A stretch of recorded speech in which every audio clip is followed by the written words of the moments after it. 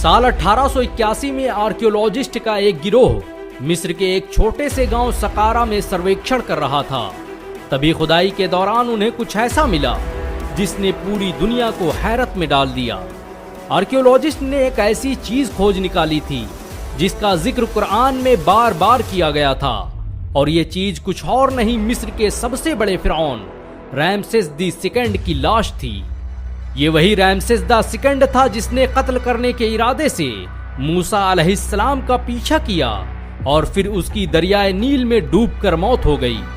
फिरौन अपने लश्कर के साथ दरियाए नील में डूब गया, लेकिन उसकी लाश 19वीं सदी तक दुनिया की आंखों से ओझल रही। किसी को पता नहीं था कि कुरान में जिस फिरौन की लाश को कयामत तक महफूज रखने का वादा किया गया है वो आखिर है कहां। लेकिन साल 1881 में सकारा में मिले एक ताबूत ने पूरी कहानी तब्दील कर दी। मूसा अलैहिस्सलाम और फिरौन की कहानी किसने सुनी नहीं होगी। यही वो बादशाह था जिसने खुदाई का दावा किया और इंसानों पर जुल्म और जबर के पहाड़ तोड़ दिए। जो उसे खुदा तस्लीम न करता उसे मिस्र की जमीनों में जिंदा दफन कर दिया जाता। एक दिन फिरौन ने ख्वाब में देखा कि जल्द ही मिस्र की सरजमीनों से एक बच्चा जन्म लेने वाला है जो उसकी सल्तनत और हुकूमत का खात्मा कर देगा। फिरौन ने पूरे मिस्र में ऐलान कर दिया कि आज से जो भी बच्चा जन्म लेगा उसे कत्ल कर दिया जाएगा। लेकिन अल्लाह ने न सिर्फ मूसा को पैदा किया बल्कि उनकी परवरिश उसी फिरौन के घर में करवा दी। मूसा अलैहिस्सलाम जब बड़े हुए तो उन्होंने फिरौन को इस्लाम की दावत दी, लेकिन वो खुदाई का दावा करते हुए उन्हें कत्ल करने का मंसूबा बनाने लगा। वो अभी मूसा को खत्म करने के लिए अपना लश्कर तैयार ही कर रहा था कि मूसा अलैहिस्सलाम अल्लाह के हुक्म से बनी इसराइल को लेकर दरियाए नील की तरफ चल पड़े। जैसे ही फिरौन को खबर मिली कि मूसा दरियाए नील की तरफ जा रहा है, उसने अपना लश्कर लेकर उनका पीछा करना शुरू कर दिया। आगे दरियाए नील थी और पीछे फिरौन का लश्कर। अक्ल कहती थी कि आज मूसा या तो दरिया में डूब कर मरेगा या फिरौन की तलवार उसे कत्ल कर देगी। लेकिन तभी हुक्म हुआ कि ऐ मूसा, अपनी लाठी को इस दरिया पर मार। मूसा अलैहिस्सलाम ने जैसे ही अपना आसा दरिया पर पटका, दरिया के बीचों बीच रास्ता बन गया और उनका पूरा लश्कर उसी रास्ते से दरिया पार कर गया।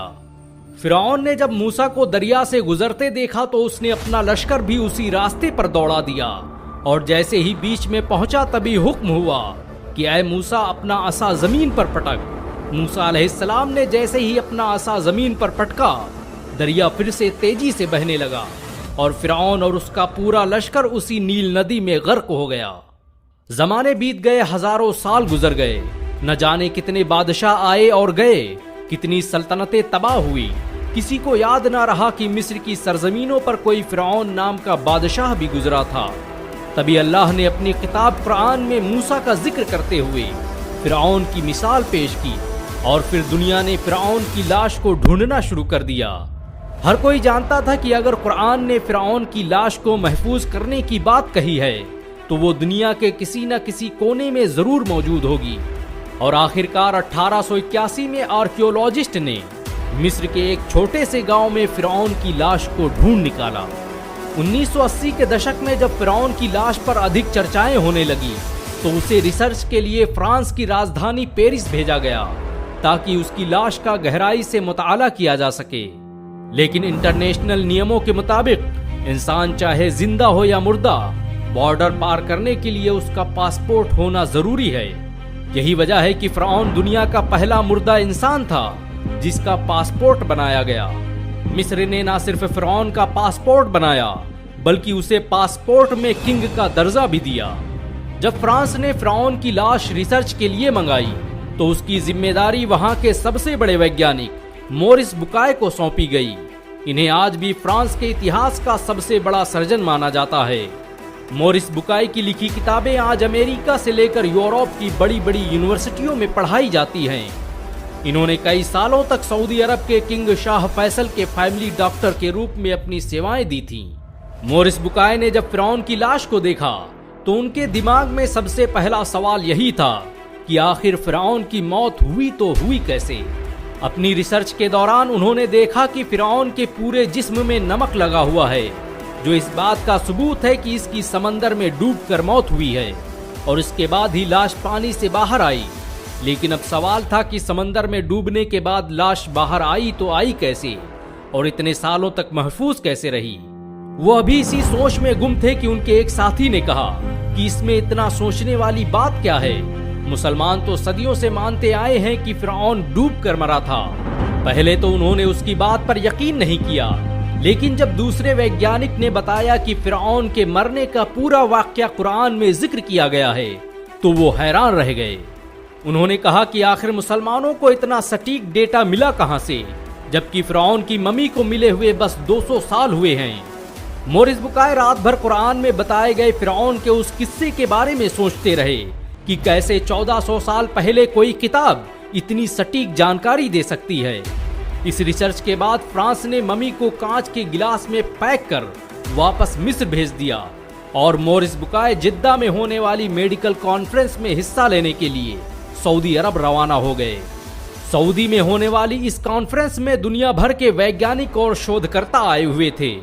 मोरिस बुकाय भी फिरौन पर की गई अपनी इस रिसर्च को बताने के लिए वहां मौजूद थे।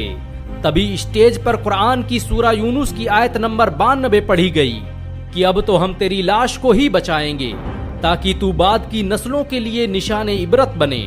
अगरचे बहुत से इंसान ऐसे हैं जो हमारी निशानियों से गफलत बरतते हैं। इतना सुनना था कि मोरिस बुकाय मारे जोश के चीख पड़े और भरी महफिल में खड़े होकर सबके सामने ऐलान कर दिया कि मैं आज ही इस्लाम कबूल करने का ऐलान करता हूँ और अल्लाह की किताब कुरान पर ईमान लाता हूँ।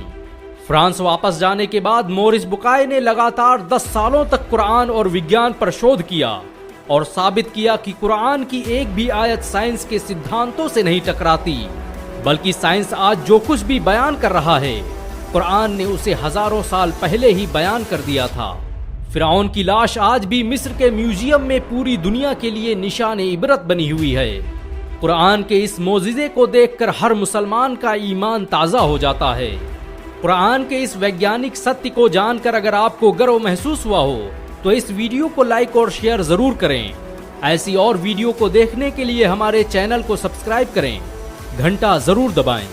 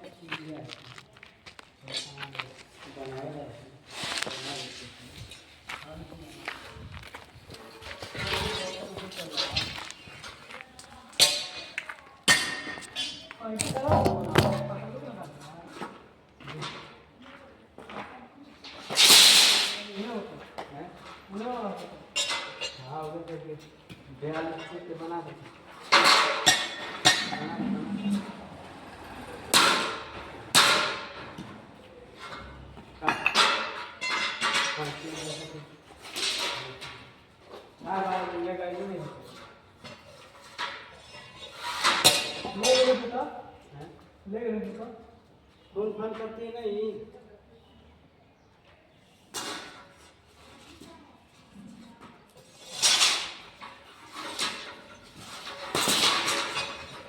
तो आप लोग डायरेक्ट में हो पहुंचे रास्ते में।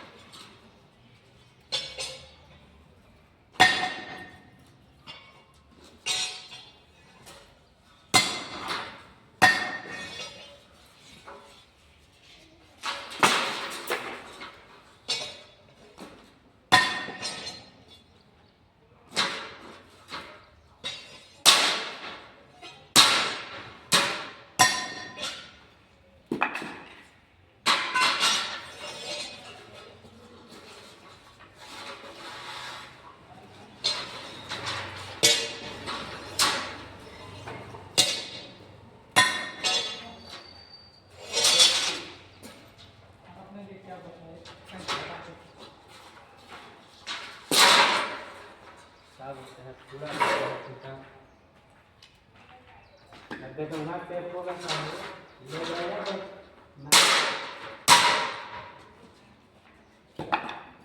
पेट कैसे भी खुला नहीं हो रहा। तो भाई ये बोल रहे थे क्या पट्टी कहाँ से निकाल रहे ये पुराना है वो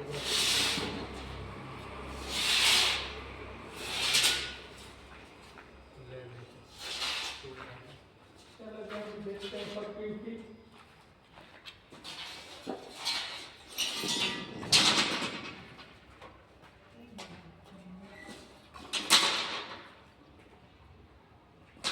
पट्टी यहाँ से कर दो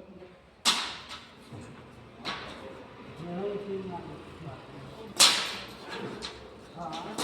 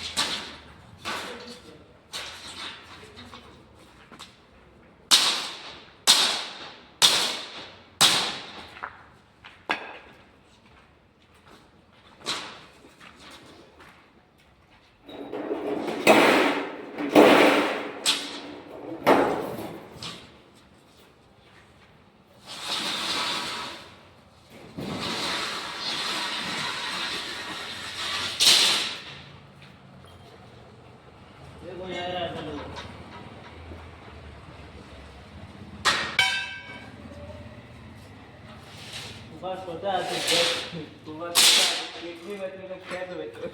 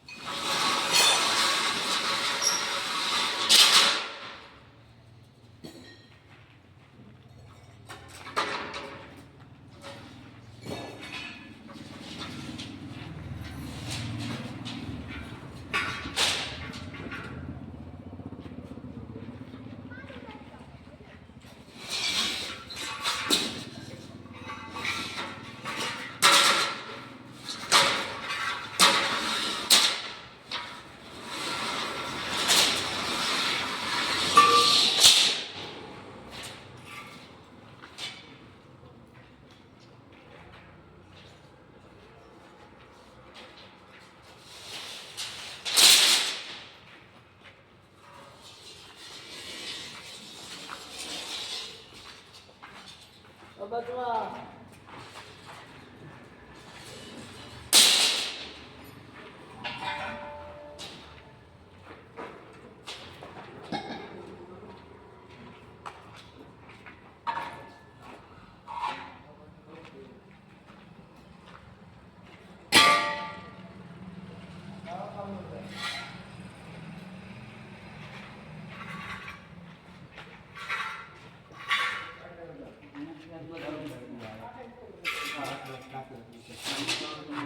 Agora vai do lado casal.